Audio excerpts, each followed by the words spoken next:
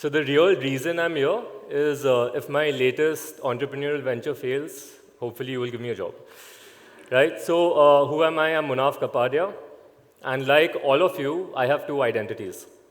I have a personal identity as an author, a husband, a son, and I have a professional identity. Like I worked at Google, so I'm known as a Zoogler. I worked in Zomato, so I'm an ex-Zoman. I'm a founder of a business, so I call myself a chief eating officer. Just let me get the clicker. Thank you. But today, I'm here to talk to you about how within my professional identity, I have two additional buckets of identities. So whenever I talk to folks about my work, they look at me in two different lenses. They look at me as an entrepreneur, and then they look at me as an employee. No one manages to look at me with the same lens. It's almost like entrepreneurship and employment is like oil and water. It doesn't mix together. And I've faced this multiple times. When I spoke to my dad in 2015, and I told him that I'm going to quit my job at Google to start selling samosas, his first question to me is, Munaf, if you quit your job to become an entrepreneur, will you get a job again? For him, it wasn't the same thing. When I made my CV, post my entrepreneurial stint, when I made a CV again to apply for jobs, and I shared that CV with a couple of colleagues, every single person gave me the same feedback. They said, okay, Munaf, on the left side, have your professional experience, your work experience. On the right-hand side, have your entrepreneurial experience. So today, I'm here to hopefully make a dent in that perception. Entrepreneurship and employment is the same thing. When somebody takes a decision to leave their job and to pursue entrepreneurship, and for whatever reason they come back, they're continuing their career. They've upskilled themselves as entrepreneurs. They've gone through different sets of ups and downs. But when they come back to work, it's not coming back from a break from work. They're just continuing their professional journey in the new job that they're applying for. And how am I going to do this? I will hopefully succeed in doing this by taking you through my entrepreneurial journey really quickly and share with you what is it that I've learned along the way, which allowed me to pursue my current employment track. So let's talk about my entrepreneurial identity. Okay, Munaf Kapadia, Chief Eating Officer, The Bori Kitchen. My journey started in 2014 when I was sitting at home. I was watching TV. It was a weekend off from work. I worked at Google at that time. I was watching Simpsons on television, and my mom comes in, and she changes the channel to watch one of those Saas Bahu shows. I won't get into the details of that conversation, but it led to an idea where we decided to join forces and start a venture. We decided to take the community to which I belong, the Dawoodi Bohra Muslim community, which happens to have a very unique cuisine. It has a unique way of eating. We eat from a 3-foot diameter steel plate called a thal. And my mom happens to be the best Bori chef in the world. So I said, hey, let me try to monetize all of these things. So I started inviting people into my house. I would invite complete strangers to come home to eat food made by my mother. I eventually made a brand. Okay, I put a trademark symbol on it before getting the trademark registered, obviously. I gave my brand, just like me, multiple identities. I gave it my identity, so confident, slightly narcissistic. Okay, I gave it my parents' identity, humble, generous.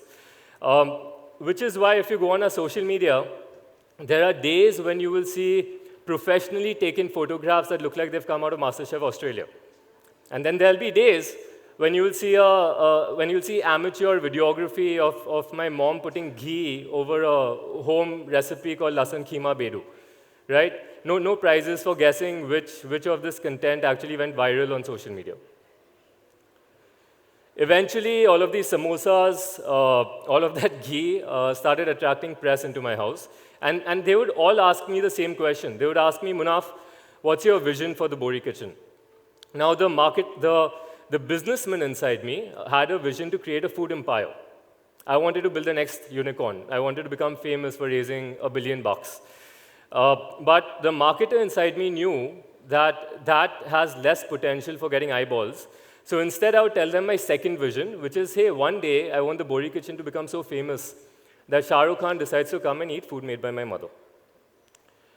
Eventually, towards the end of 2015, there was thunder, there was lightning in the sky. Okay, I swear on God, there was a drum roll playing somewhere where I decided to take this, oh my God, decision to apparently quit Google to pursue my food venture. Now, typically, when I tell folks this, the audience gets divided. Almost like the Sea of Moses, the audience gets divided into two parts. One part of the audience will look at me and be like, wow, this guy's a hero. He's taken this courageous decision to pursue his dreams. The other half of the audience, most likely my dad, will look at me and be like, what a fool. He gave up his beautiful career at a dream company where he did really well to pursue a career he knows nothing about. I'm a little bit of both. So I went into 2016 with tremendous confidence, with conviction. I took the bull by its horns. In my mind, I had already done the hard part. I generated demand. I achieved marketing. People wanted to buy our food. All I had to figure out was supply.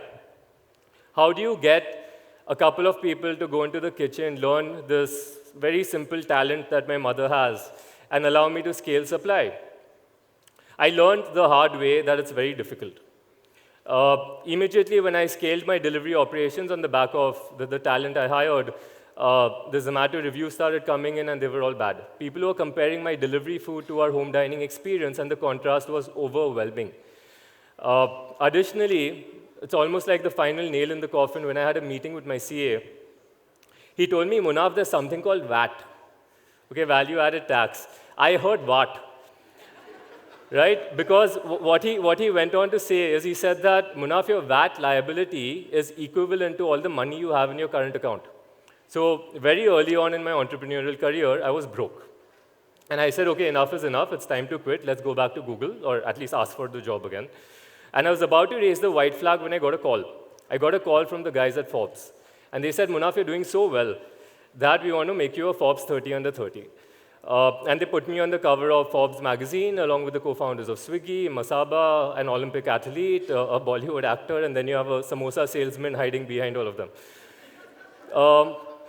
And when they called me, I actually asked them, in all humility, that, guys, are you sure about this? I'm about to go bankrupt. I might shut down the business. And they told me something which has stayed with me. Okay? And I actually try to recall it every time I'm going through a hard patch. They said that, Munaf, we are putting you on the cover, or we are making you a Forbes 30 under 30, not because you've raised $1 million or you've made $1 million, but we feel your story has inspired 1 million people. We believe you generated that kind of virality. We feel you deserve it.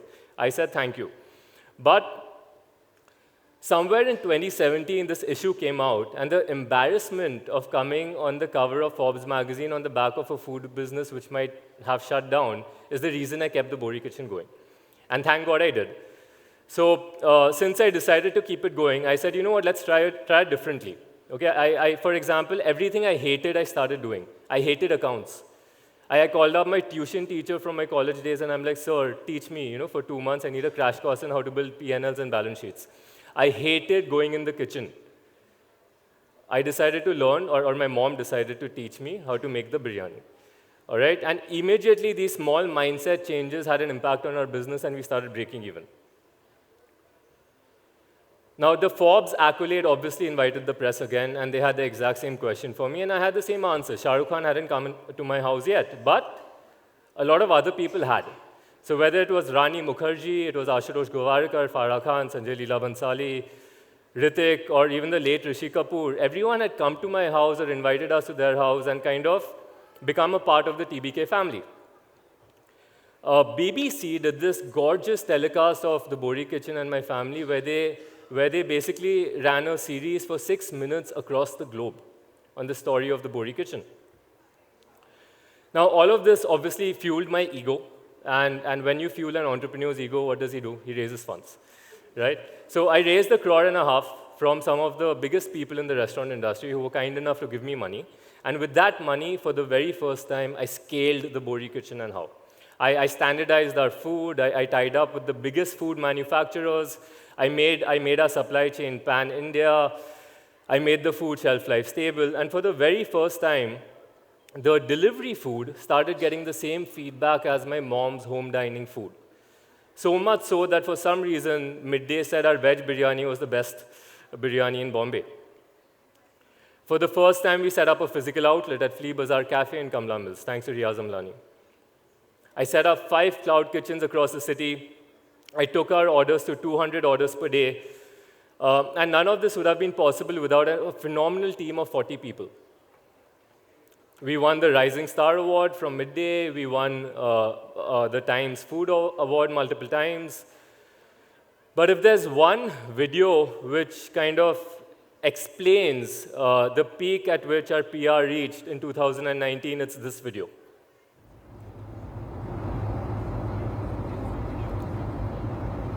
You're watching a video of samosas being fried in my house in Kulaba with celebrity chef John Tirot somewhere in the background. This video is being recorded inside an Air China flight that's flying from Beijing to New York. And if that's not cool enough, guess who's recording the video? It's my brother. So my brother and his wife, who happened to be on an Air China flight from Beijing to New York, are eating their in-flight meal, probably not enjoying it. And they look up and they see his mother frying samosas on the TV screen.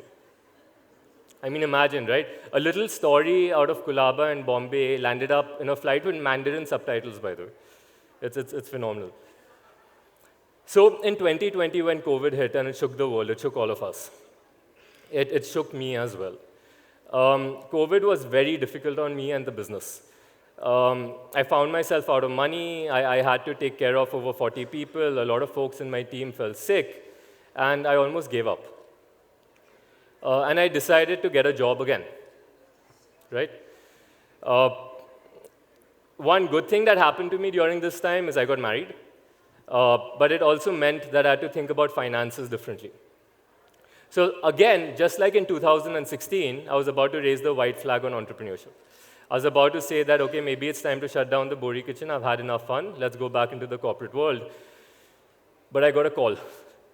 Okay, I got a call from another publishing house, and they said that, Munaf, we are sorry, but we want to write a book about you. We want you to write a book about yourself, titled How I Quit Google to Sell Samosas. And this time, the book will be only about you. And again, the embarrassment of this book getting published and coming out in the public at a point in time where the Bori kitchen might be shut is the reason I decided, hey, you know what, let's keep the business going. But in all seriousness, I did something very mature. For the first time in my life, I did something very mature professionally. I decided to segregate my sort of professional destiny or my financial ambitions from that of the Bori kitchen. So instead of putting the pressure of raising $1 million, making it $1 million business, I said, you know what, let me achieve that myself through employment and let the Bori kitchen go through its own destiny. And that's how today, after 2020, the Bori kitchen is still alive. Next year, it's going to be 10 years old. It's a catering business today. It's not doing 10,000 orders per day. Thank you. But it's a very well-respected, within certain Bollywood circles, catering business that actually makes profit and doesn't even need me. So what did I do after 2020? So after I exited the Bori kitchen operationally, I was in the market again for work. The folks at McDonald's, Hardcastle, which is the master franchise, they called me and they said, Munaf, we want to hire an entrepreneur to build out the startup within McDonald's called McDelivery. It's music to my ears. I got to be an entrepreneur within McDonald's. I got to take everything I learned at Google, at the Bori kitchen, and apply it at McDonald's. And within the time I was there, I tripled their business. It was a phenomenal experience. Then Deepinder called me and he said, Munaf, we want your entrepreneurial zeal, and we want you to pursue certain entrepreneurial projects within Zomato. So again, I got to lead various growth projects as an entrepreneur or as an entrepreneur in Zomato. So if there's one thing I want you to take away from this little presentation of mine, it's that entrepreneurs can leverage what they've learned in their entrepreneurial career very successfully in the corporate landscape.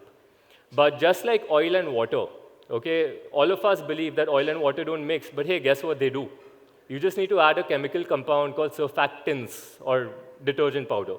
Add some detergent powder to oil and water and they mix seamlessly well. I feel all of you, okay, phenomenal folks from the HR industry, you are that surfactant, you are that detergent powder. Okay, I would, if there's one thing I wish you take away from this is you go back to your companies, you go back to your employers, if you all are employees, and you decide that, hey, let's create an environment which is conducive for entrepreneurs to come back to this company and actually lead projects out here. Thank you so much.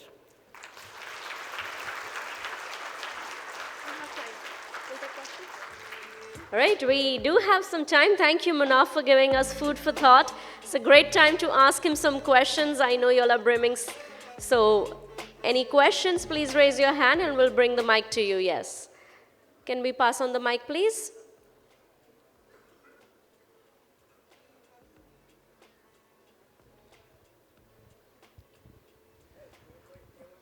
Hi, Munaf. Hi. This is Raman here. I want to ask a question. The 2 times where you wanted to give up, right? Now, there might be instances in our life also where we feel like giving up. We are not probably going to get calls from a Forbes or a person to write a book. What kept you going apart from those calls that you got? Thank you for the question. So a lot of things, man.